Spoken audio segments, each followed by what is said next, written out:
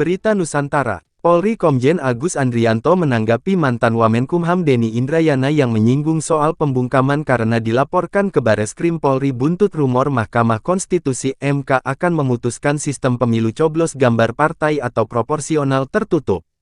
Komjen Agus menegaskan tidak ada pembungkaman kebebasan berbicara di Indonesia.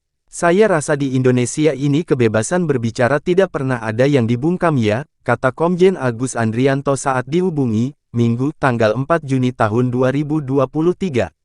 Mantan Kabaharkam Polri ini menyebut kebebasan berbicara di Indonesia bahkan melebihi negara demokrasi lainnya. Bahkan melampaui mbahnya negara demokrasi di dunia, imbuhnya. Karena itu, dia pun memastikan penanganan laporan juga akan diproses secara objektif. Dia mengungkit sikap Kapolri Jenderal Listio Sigit Prabowo yang meminta agar laporan tersebut didalami secara objektif. Pak Kapolri sudah sampaikan akan melakukan pendalaman secara objektif, ucap Agus. Denny Indrayana sebelumnya buka suara usai dilaporkan ke Bareskrim Polri terkait dugaan penyebaran hoaks soal rumor Mahkamah Konstitusi (MK) akan memutuskan sistem pemilu coblos gambar partai atau proporsional tertutup. Denny tak sepakat apa yang dilakukannya serta-merta dibawa ke jalur hukum, alih-alih dibalas dengan narasi. Kali ini saya hanya akan memberikan penjelasan terkait laporan yang dilayangkan kepada aparat kepolisian. Terlepas adanya hak setiap orang untuk melaporkan ke polisi, saya berpendapat hak demikian mesti digunakan secara tepat dan bijak. Baiknya, tidak semua hal dengan mudah dibawa ke ranah pidana. Seharusnya, persoalan wacana dibantah dengan narasi pula, bukan memasukkan tangan paksa negara, apalagi proses hukum pidana.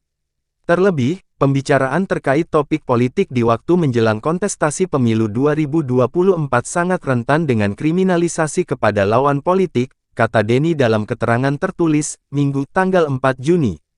Denny mengaku menyampaikan ke publik soal bocoran putusan MK ini sebagai upayanya untuk mengontrol putusan MK. Dia lalu menyinggung putusan MK mengenai perpanjangan masa jabatan pimpinan KPK yang dinilainya problematik tetapi harus dilaksanakan karena putusannya bersifat final. Karena putusan MK itu bersifat final and binding, tidak ada upaya hukum apapun dan langsung mengikat begitu dibacakan di sidang yang terbuka untuk umum.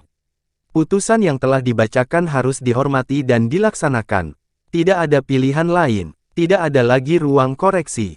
Masih segar dalam ingatan kita, bagaimana putusan MK terkait perpanjangan masa jabatan pimpinan KPK, makin melumpuhkan kredibilitas KPK, karena memperpanjang pimpinan yang problematik secara etika.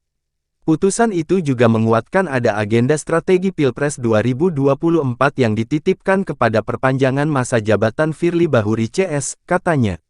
Denny berpandangan putusan MK mengenai sistem pemilu merupakan ihwal yang strategis karena mempengaruhi kadar suara rakyat pemilih dalam gelaran pemilu. Dengan demikian, Denny mengaku merasa perlu mengawal hal itu sebelum putusan MK telanjur diputuskan dan dibacakan. Saya berpendapat putusan terkait sistem pemilu legislatif sangat penting dan strategis, sehingga menjadi perhatian banyak kalangan dari Sabang sampai Merauke.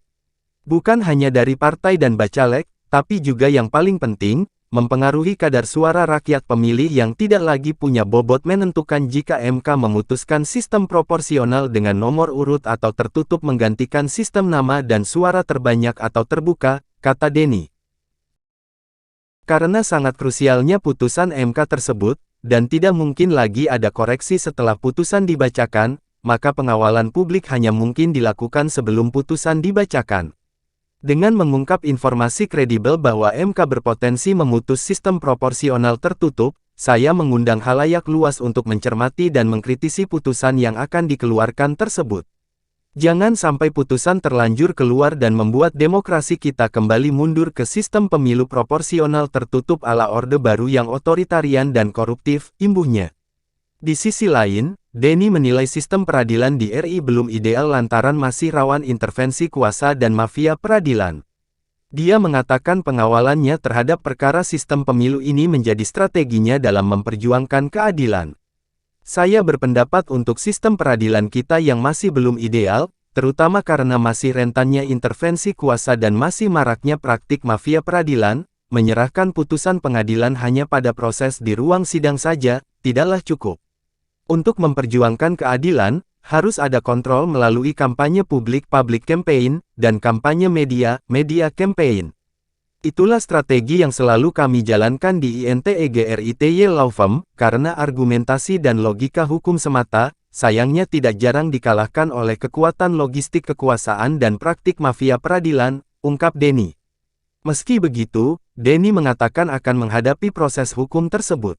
Namun dia akan melawan dengan hak hukumnya apabila proses hukum terhadapnya menjadi kriminalisasi.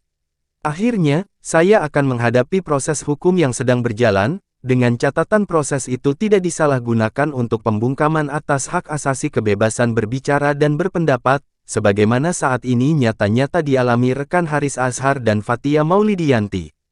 Jika prosesnya bergeser menjadi kriminalisasi kepada sikap kritis, maka saya akan menggunakan hak hukum saya untuk melakukan pembelaan melawan kezaliman dan melawan hukum yang disalahgunakan, pungkasnya.